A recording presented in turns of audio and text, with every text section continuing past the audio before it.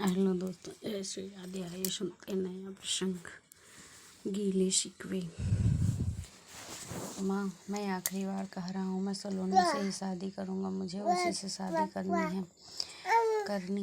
है बस, किसी और से नहीं। आशीष ने गुस्से में कहा। उसकी माँ शारदा जी ने कहा, मैं और तेरे पापा इस शादी के खिलाफ हैं, तब भी क्या तू अपनी मर्जी चलाएगा? ना तो हमारी जाति की है और ना ही उसके माँ के पास हमें कुछ देने के लिए है। हमें वे लोग क्या देंगे? खुद ही वो किराए के घर में रहते हैं और 2 छोटी बेटियों और हैं। आशीष, माँ, अगर वो लोग अमीर होते तब आपको कोई दिक्कत नहीं होती। ये क्या बात हुई माँ? या तो सीधा साधा लालच हुआ। माँ, अपनी तो मेरी बहनों की शादी की है, आपको तो समझना चाहिए। शारदा, वाह बेटा वाह, अब हम तुझे लालची दिख रहे हैं। 3 बेटियों को भर भर कर दहेज दिया, तब क्या हम किसी ने दया दिखाई थी? अब तुम एक ही बैठे हो हमारे, तब क्या हम अपने मन की ना करें? आशीष, क्या माँ, मैं दहेज लेने के खिलाफ हूँ। मैं अच्छा खासा कमाता हूँ, जो आपको चाहिए मुझे कहिए, मैं ला दूँगा। मान लो दहेज के लिए आप मेरी शादी किसी अमीर खानदान की लड़की से करवा देते हो और बाद में वह लड़की घमंडी निकले और बड़ों का सम्मान ना करे, तब आप क्या करेंगी शारदा? और यह सलोनी तेज निकली तो क्या करेगा?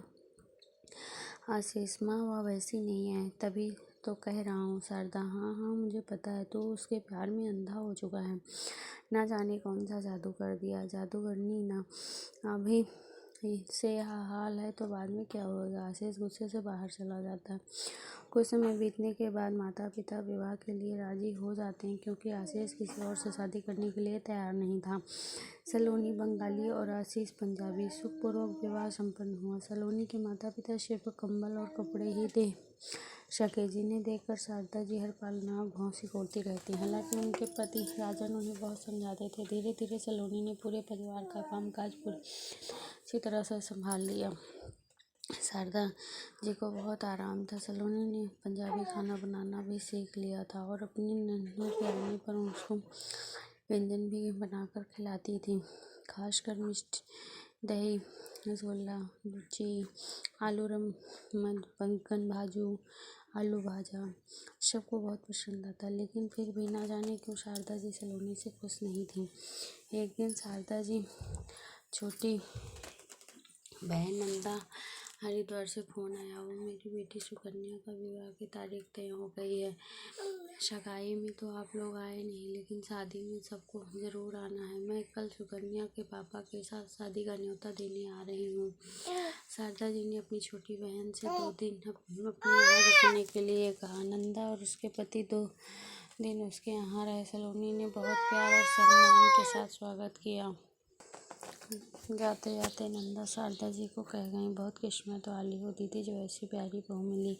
शादी में इसे अपने साथ जरूर लाना। शारदा जी सलोनी के साथ ले जाना नहीं चाहती थीं। पूर्वा शादी को लेकर बहुत उत्साहित थी, लेकिन उनके उत्साह से समय पानी फिर गया जब अचानक आशीष ने पापा की तबीयत बिगड़ गई।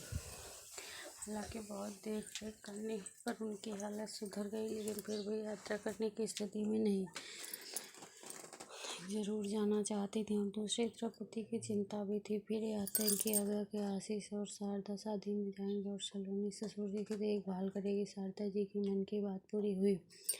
शारदा शादी के लिए 1 दिन पहले कार लेकर निकल गई। इधर राजन जी बहुत अच्छे खासे ठीक ठाक थे, लेकिन शाम होते और बेचैनी होने लगी। उन्होंने सलोनी से कुछ नहीं बताया। रात को खिचड़ी खाकर थोड़ा टहलने के बाद वह सोने के लिए चले गए। 1 घंटा बाद सलोनी ने सोचा कि अगर पापा जी तो 1 कप दूध गर्म करके दे आती हूँ।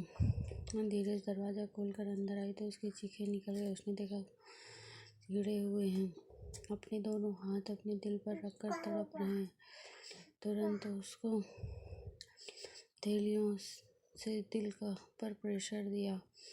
यह प्राथमिकता चिकित्सा उसने कई बार मोबाइल पर देखी थी। 10 मिनट के बाद राजन जी होश में आए। सलोनी का सहारा कर अब वह कुर्सी पर बैठ गया। सलोनी ने कहा, पापा जी, आप जानबूझकर खांसते रहिए, इसका दिल पर अच्छा प्रभाव पड़ता है। राजन जी खांसते रहे।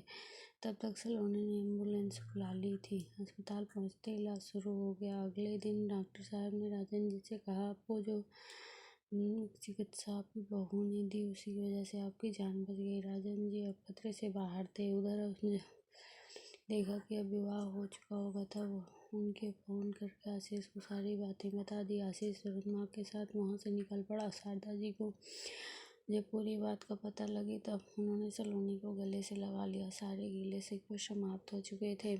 अब शारदा जी बहू के खिलाफ नहीं बल्कि बहू के साथ थी। बोलिए जय श्री राधे।